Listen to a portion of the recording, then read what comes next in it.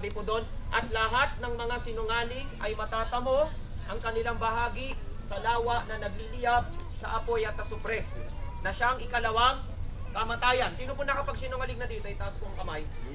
So congratulations po, lahat tayo candidate papunta doon sa impyerno. Masaya po ba kayo? Sabi lahat ng sinungaling, doon patutungo. Kaya wag mo sabihin, siguro naman pag nakagawa na ako ng maraming kabutihan, nagsisimba na ako araw-araw, langit ako. Kapatid, sabi lahat ng sinungaling, saan patutungo? Sa impyerno. Ano po yung inalala natin last week?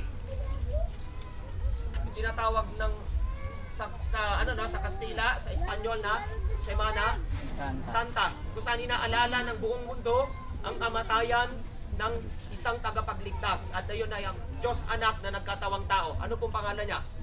Jesus.